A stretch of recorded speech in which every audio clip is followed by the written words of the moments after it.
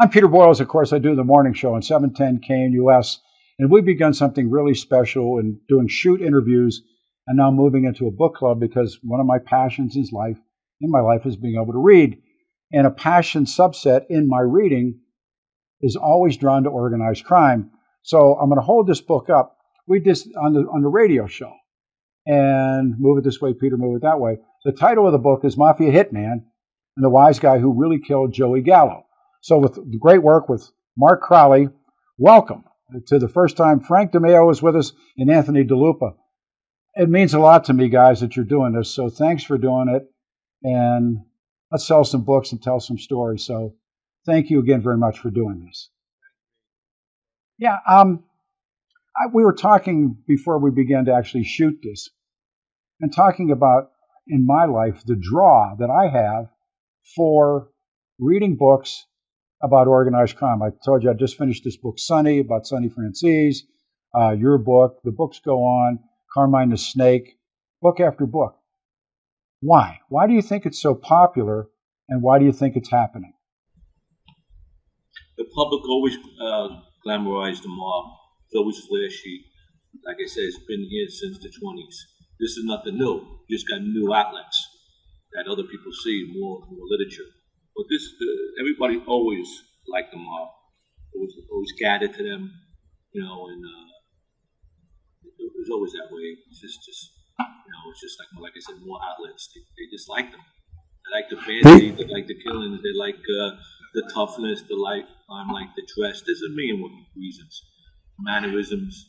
It just keeps on going more and more. And then the more outlets to see that, the more it gets popular. Yeah, I mean, there's a whole theory that people live a life one way, but really want to live the life that you've led. You think that holds up at all? No. Especially the haters. The ones that hate us is the ones that envy of us. Because otherwise they wouldn't be, some bad mouth us or yeah.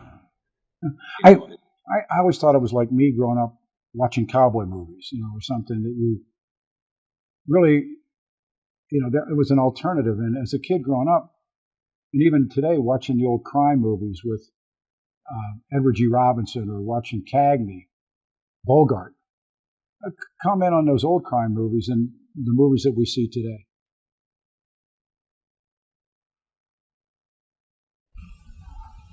People watch that, and then they see the limelight of the gangsters in the street and everybody, all that fancy dress with all their suits and their jewelry and flashing wads of cash. Yeah. Money, women. Then it was like cowboys and Indians. That's what we were the cowboys, they were the Indians. That's my point. And and even movies like Scarface, the original Scarface was what it was, and then the new Scarface. Are there movies about the life that you guys don't like, that you think really aren't telling the truth? Well, a lot of them don't tell the truth. It's entertainment. If you go, the truth, you got to make it entertaining. There's some that are very good, and then some that are not good. That's okay. That's good. There's some that are very good, like Garvano that happened to be, phenomenal. You know what I mean? Yeah. Goodfellas was good. My favorite was Once Upon a Time in America.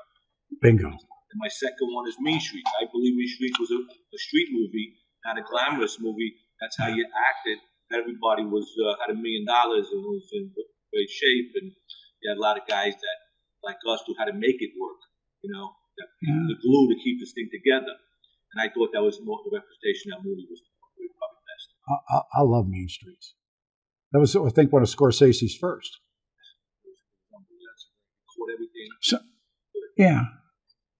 Take a second and do a quick bio. Anthony, if you would, talk about your life and where we are. Life started when I was a young boy doing errands. I lived right next to the gallows. And as I was a little kid, I started doing errands, taking their stuff to the laundry, picking up their stuff from the cleaners, to all the errands at dinner time when I had to go buy all the bread and food and get all the steaks, bring everything there, and that's how it began. What did your parents say to you? Because I've read a lot about the Gallows. I read the Crazy Ones and all the books. And Joe, I lived with them all my life. That's how I was raised. Yeah. They lived right next door to me. Everybody lived on the same block. The Gallows had Pleasant Street, and Anthony lived on the block with them. It's not, come visit. That's how he lived with them. They used to say, Anthony, come over here, do me a favor. Go get me the newspaper around the corner. Mm-hmm. Go to Boyles, get all the sandwiches, all that stuff. That's how it started. And did they actually have a lion? Absolutely, they did. I wish I had the pictures of it to show you on that. It was great. Tell the story about the lion. I mean, I've heard that and read that many times. Fantastic. The lion, as I was growing up, the lion was a cub. And Armando the midget used to take care of the lion, and it used to be down his cellar under the building. And 2-3 times a day, he used to get the lion and walk it up and down the block like it was a dog. And it was the stories. It was great. All the people come out, take pictures with it. It was fantastic. And I wish I had a film of Mondo walking up and down the street with the lion. If it was today, it would be instantly with all the cameras and everything would be all over the place. We got a picture of him with the lion. Yeah. I mean, it's really the truth. They really did have a lion. The Gallo family, there's a book that came out called The Crazy Ones about Joe. And was Joe Gallo involved in the hit in the barbershop on Albert Anastasia? Was he there? Yes. Yeah. 100%. Yeah. Yes. Now that all times ideas, but you can say, because they read things. They have different ideas because they read things. But we were there. We sat with these guys. You don't take claim for something like that if you didn't do it. It would have been a joke, and it wouldn't have worked. So reading and I read what other people do and say, and I just shake my head and say, you weren't there. You didn't sit with these people. Correct. Yeah. And because you read something means that it's right. I don't, so I just shake my head. Sidebar. 4 hours a day. Yeah. Sidebar, there's a film being done about a murder here in Denver of a radio talk show host. And like I said, I lived through it.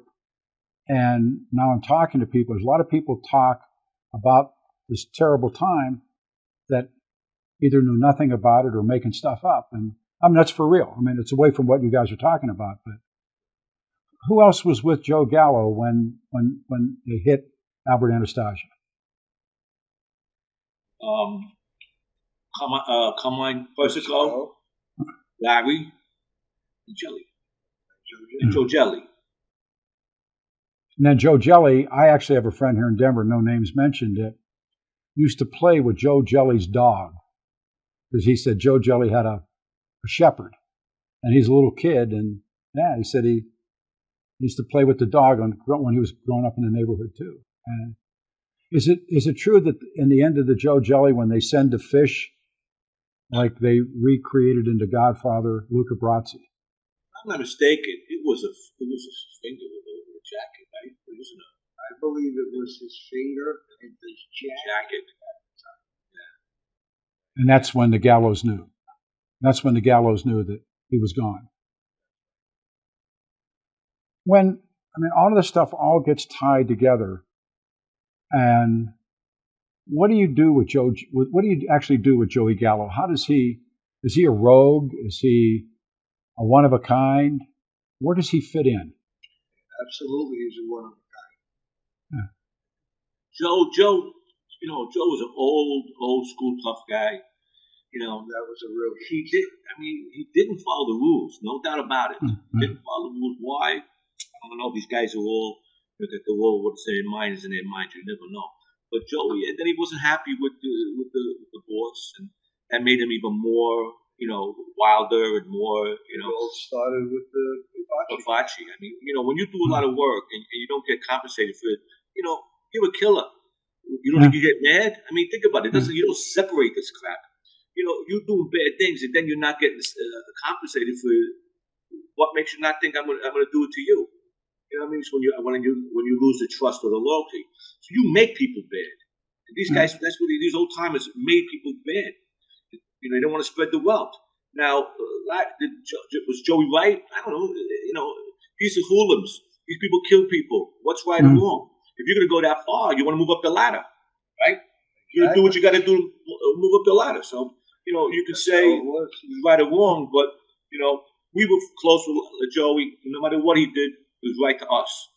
Doesn't make it right, but to us it was right. So, and many of the books, and I'm tying books together as well as your book, their book is really terrific. It's called Mafia Hitman, about really who killed Joe Gallo, which is I'll turn it so the camera can see it. It really is a wonderful read. I love these books, so my approval. But what I've always read, not only your book, but a compilation of books, that after Joey did what he did with Albert Anastasia, that he expected to be rewarded, and they didn't come through. And then he goes to Attica. So what happened? In between that, he gets straightened out. He did get made in between that. After Anastasia. Right? But it got straightened out, but it got a lot to do more with money. What happened is that they hooked him up with Frankie Shots. Right? And then they wanted him to kill Frankie Shots, and they didn't want to do that. So they got really in disfavor with the boss. That's why other guys wanted to kill Frankie Shots. After that, after you refuse that, everybody's in their own. Quietly, after you refuse a hit, Joey wasn't compensated. Yeah, he wasn't compensated, and then he was. It all started then. You're in trouble after that. So, is there any truth? I'm sorry. I said everything started after that. Not taking a hit on Frankie Shots. Is there any truth to the stories that you read? While he's in Attica, he befriends African Americans, and he's thinking about bringing African Americans into organized crime. And that was why the guy who kills Columbo shoots Columbo is a black man. It's all part of Joe Gallo. Do you buy any of that? No. Joe, we were friends with blacks well before Joey went to Attica and met Nicky Barnes. Yeah. We were doing numbers with them. We were sherlocking with them. Me and Anthony used to go to East New York to pick up numbers at the Caribbean Lounge in the hood. Wow. We were in the 60s, late 60s. Yeah. So when he hooked up with another hooligan there, even though the guy was black, he was another hood. Yeah. You know what I mean? It's going to happen. And Joey's always with people that weren't Italian. In our crew, we had 10 different races. So it's nothing new. Now, do we think Joey had anything to do with the shooting with Columbo? No, we don't think so. Not that he didn't want to do it. I just don't think he did it. I think it's obvious using a black guy. I mean, come on, we're not stupid. The guy was. I mean, I've read about that so many times about Frank Sinatra and then Sinatra pulling back and Joe Columbo and the other guys are saying don't get attention. But I've read many times, and I know nothing just as a reader, that Joe Gallo gets blamed for what happens to Joe Columbo and ultimately leads to his murder. Everything at that time. Yeah, Joey got blamed for every little thing that happened. Anything that happened. If somebody got whacked in the street and they blamed Joey. It was a lot of bad blood no matter before Joe Columbo got killed. So this was going to come to a head anyway. It didn't matter if Joe Columbo got shot that day. This was going to come to a head because Joey Gallo was breaking away, going to break away from him. So something's going to come to a head anyway. This was just the nail on the coffin. My personal opinion, I think Gambino set up the hit on Joe because Columbo was making too much noise. Carlo Gambino was a very quiet guy. He was very close to Columbo. Told him quite a few times to back off this, put somebody up front, put somebody in front. And started the Italian American League. Oh, yeah, yeah. No good. Carlo didn't like that.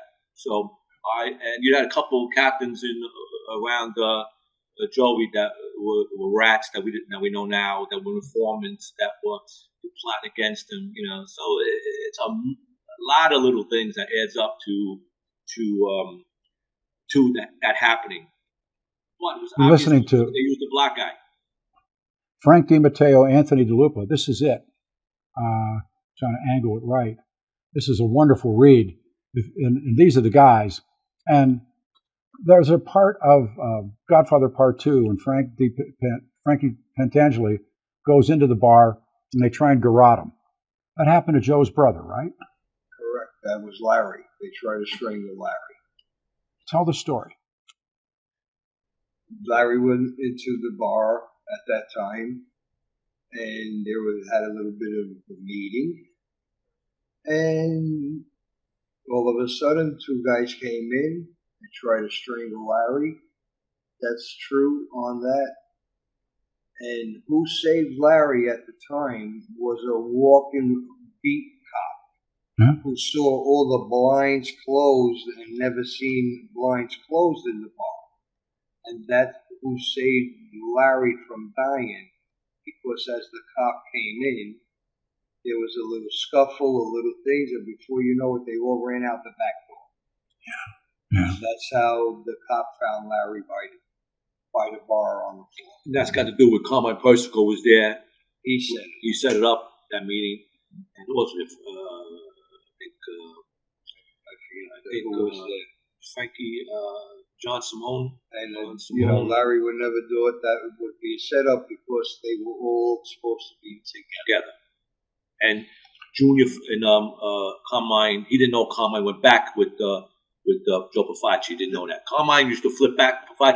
Carmine Persico used to flip back and forth, back and forth. You didn't know what you were doing. That's how he got his name as the Snake. Snake. I was going to come to that, but Punchy told him that's what Punchy did. Yeah, Frankie Punchy started. In the meantime, when people see Godfather Part 2, when Frankie goes in the bar, that's Larry Gallo. Correct. That scene is supposed to be for Larry Gallo. Going back, if I could, on bouncing off stuff, and Godfather, who do you believe Brando was playing? Which legendary Don do you think Brando was actually playing? Or copying? It could be maybe Vito or Costello at the time. I don't know. It's really, at that time, there was so many guys who were strong. I mean, you can't even say Carlo. It's too early for Carlo. It's the 40s. It's 1941. I mean, the Bulls was Frankie Scaletti, those guys, Vito. Yeah. It's got to be one of them. I don't know. I think it's a takeoff. Thinking about it, of a few guys. Yes. Guys who are entertaining, and they put it together, because it was something that happened with the shooting in the vegetable thing of one of those bosses at the time. So, and then the olive oil, the true in there. I don't think it was the same guy that got shot. The boss that got shot. So I think he threw a lot of things together. I actually met Mario Puzo. He had done another book, and it was about the Borgia family, and he always said that was the first true family were the Borgias in Italy, and he was remarkable. I mean, I had a wonderful experience with him, talking to him, but he was happy that I assumed the level. I was able to talk to him about without asking stupid questions, I guess, but he as much as said it was a bunch of different people that he amalgamated or pulled together the stories when he was a young man, and he creates this guy. And I've always believed that's who they were. And how did the guys in the life view that movie, Godfather Part 1? Everybody liked that one. Yeah. Yeah, they said it was the number one on that one. What did they do with number 2? Number 2, they did the flashback. That was with De Niro. They liked De Niro and the flashbacks because it showed the old days. You know what I mean? When the flashback down to the old. Yeah, right. That was good. Yes. They liked it. No one complained about it. 3, and he admitted they needed money, so they did 3. And I thought that was... It was too far. That's stupid. The interesting thing about 3 is when the guy is hanging under the bridge and all the stuff with the banks, that was true. I mean, that was... true, yeah.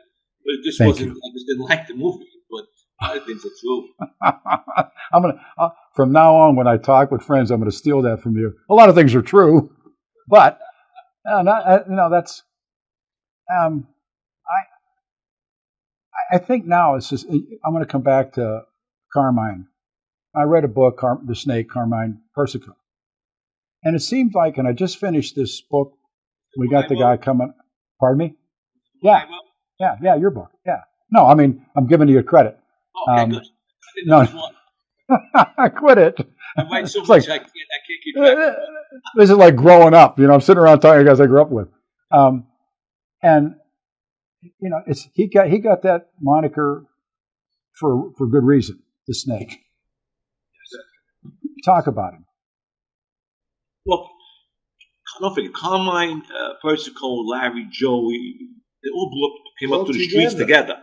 They were very close. They did a lot of bad things together. Correct. When Larry wanted to break away from Facci, Carmine went with him.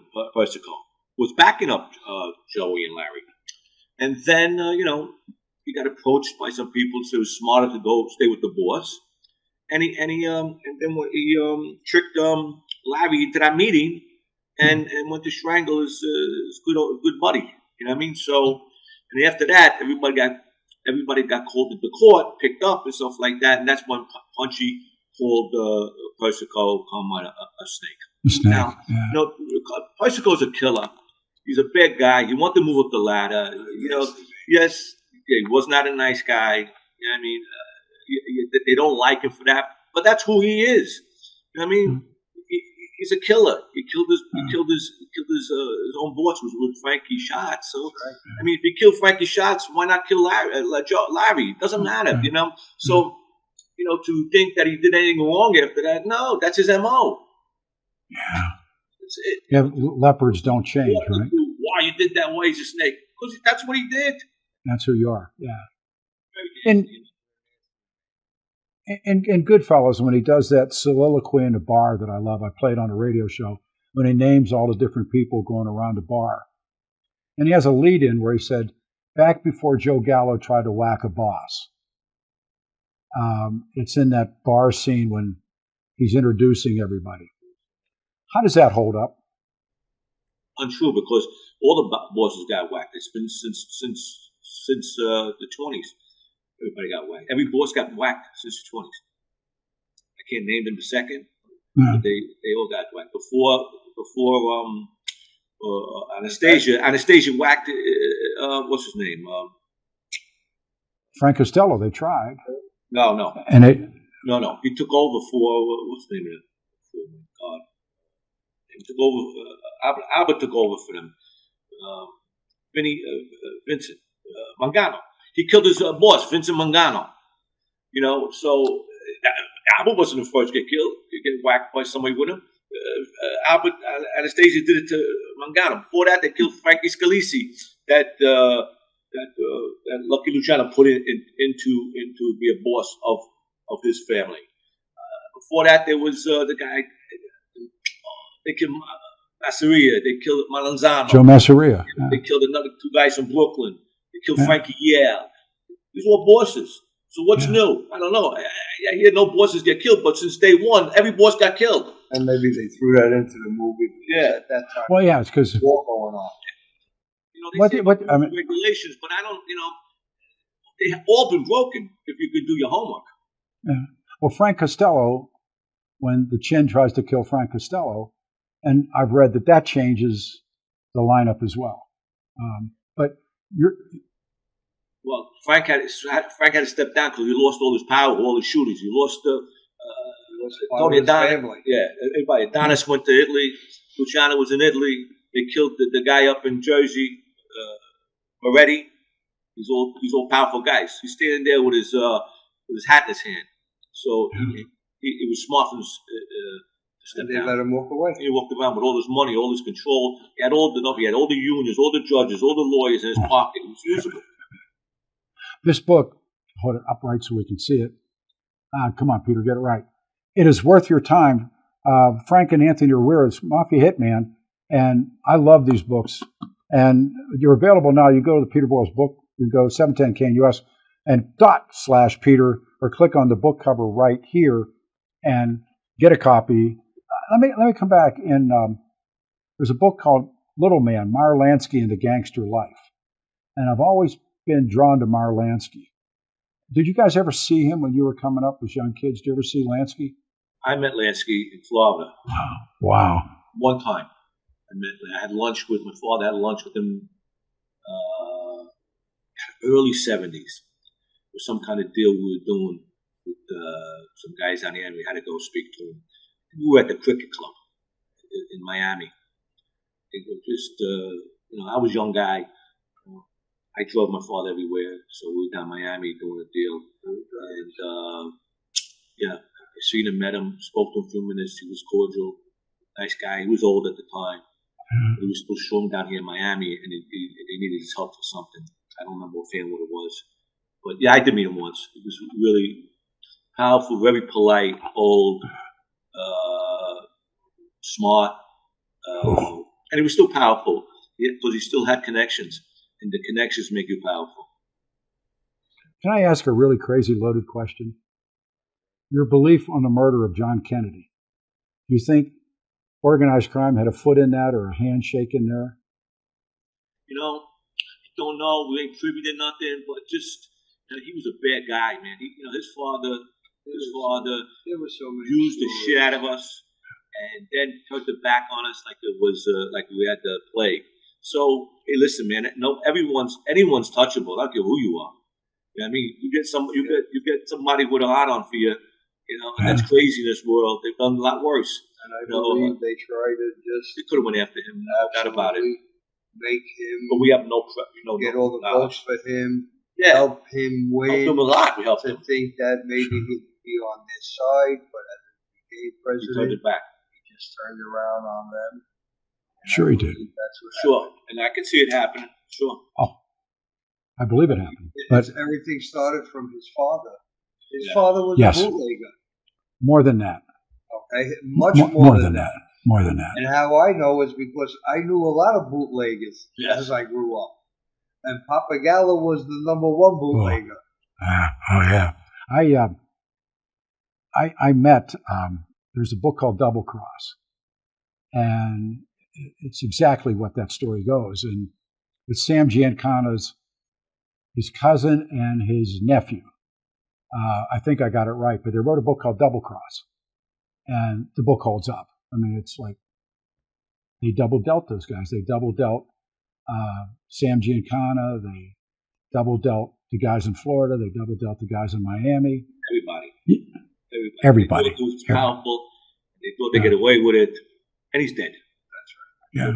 Yeah. Did you ever know, I'm getting bouncing books off of two guys I can't wait to talk to, about the John Rosselli book and all the stuff out of Florida and the stuff out of New Orleans. And they all came up and interconnected. And if I say this out of line, I apologize, but there was an interconnection between the Miami guys, the New Orleans guys, Chicago, and New York. Does that hold up? I believe it does. Everyone needs to use everybody else because, people have these different families have different strengths in different places. Yeah. And when you got something that you can't move or do, you got to go to someone else. It's common sense. So a lot of interaction. The only time these people don't talk to each other is when there's a feud. If there's not a beef going on, these people interact every day because they have to. You got to make money. The whole thing over here is making money. So they of course they interacted. Yes. We had no dealings with them. Being from President Street, was small crew on President Street with Joe and like that. We've never had no interaction with them. And plus, that's a little before our time anyway. Yeah, no, but the point was that it was the common interest that Jack Kennedy had, promises were made, money was delivered. 100%. And they deported guys, and they double-crossed, as the Gene Condos say. They double-crossed. Definitely. That's what I would Yeah, definitely. In this book, Sonny Francis, that I read, he talked about, and I've read it before, but not to the degree of how much those guys really were involved in popular music, how much they were in the record business. And yeah, can you talk to that? Yeah. We know they were. I mean, I don't know, how much about it. I know they've always been with that rockola. Oh, man. Francis, he was always very strong with that, into music. A lot of guys around themselves. They named him Bobby Darin, and they named guys. Yeah. Listen, we had a lot of people come down President Street. We had a lot that were stars and musicians, because we had a piece of them was promoting, or something. So, at the time, who came down President Street? Connie Francis came down. Oh, yeah. Kelly Savalas. Judy Garland. Martha Ray. We always had a lot of hands at everything. Naturally, Jerry Orbach. We all came down. So they were all down there. And Jerry was there. Jimmy Rosselli was our main guy. Yeah, he was. Jimmy Rosselli was a with us for years. Great singer. A great soul singer.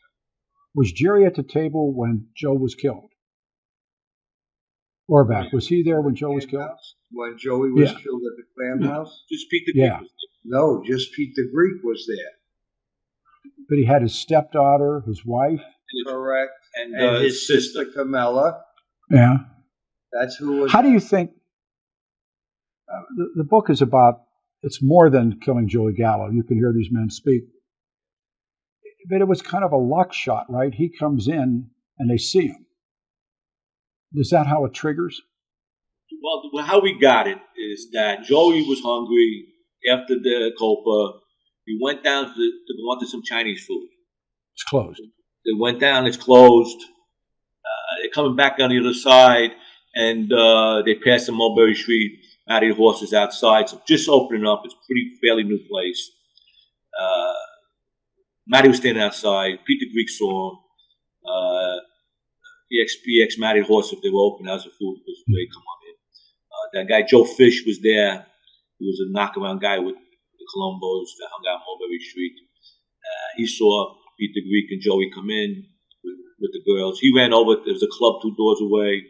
He ran over and told them, there were some heavy hitters in there, told them that Joey's next door.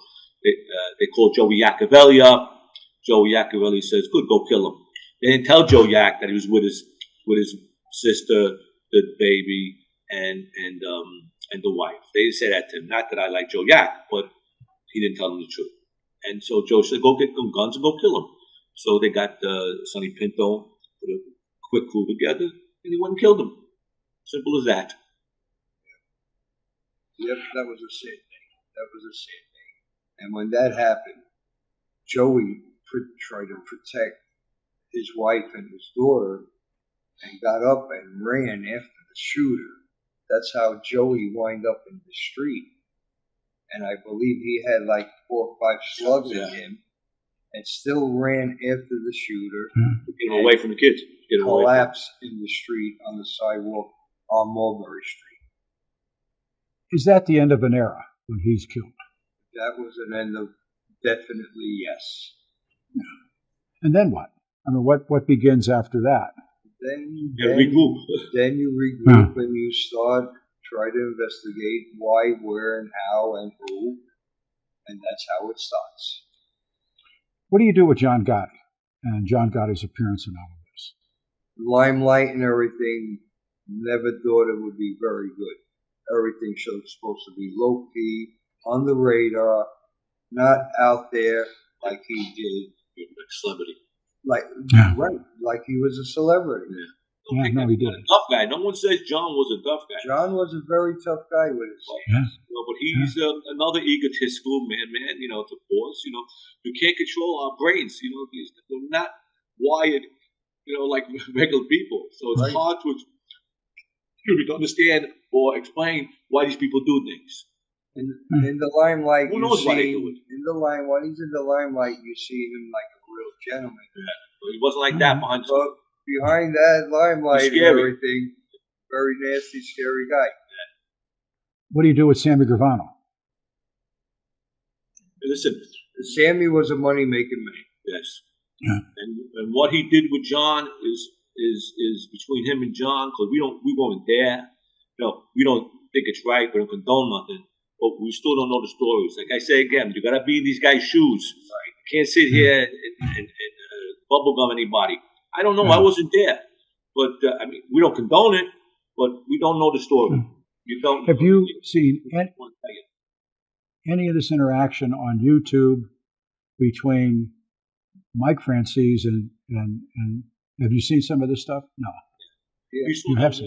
John looked up. What's his name? Sammy looked bad. Sammy. And Michael looked educated and well mannered and trying to have a conversation and try to talk it out. And Sammy was just in a gangster mood and like a rage. In a rage or something like that. Have they approached you guys to come and talk to them and be part of all of that? No, they haven't asked me. I've gotten asked a lot of things so far, but no one asked us to do that. So far, all these podcasts are for everyone who's either flipped or an informant or something like that. I'm the only guy in Anthony that's never gotten. Well, that's what I asked. I'm surprised. Usually, those guys get all the headlines. We're two peons. We get nothing because no one knows who we are. Because we never got arrested like that, and not in the limelight, and had to rat on nobody or bragging or stuff like that. We were lucky guys that walked away under the radar. Always thought to be low key, under the radar, like that. We did what we had to do. Don't draw no attention. This not going to be the last time we work together. I'll love you guys. What was the reason that you did finally say, okay, I'm going to leave? Frank first. Why did you leave and why?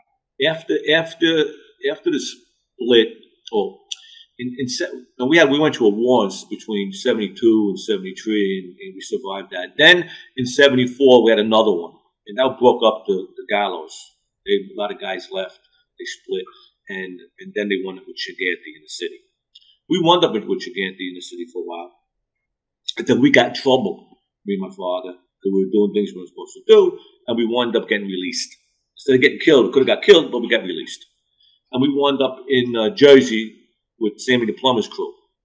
And because Anthony Rotunda just got straightened out after his father got killed, and they needed somebody to guide Anthony Rotunda, so they went to my father and asked him to be conciliated with Anthony Rotunda school. So what happens from 92 to 99? We were with the Jersey crew. What happens? Everybody gets pinched, and what happens? The whole Jersey crew implodes on each other, and the boss rats everybody out. Everybody gets ratted out. One guy goes to jail, and everybody goes in the witness protection program. Being a Brooklyn crew, the Jersey crew was so didn't know who we were, and there was so many rats and informants.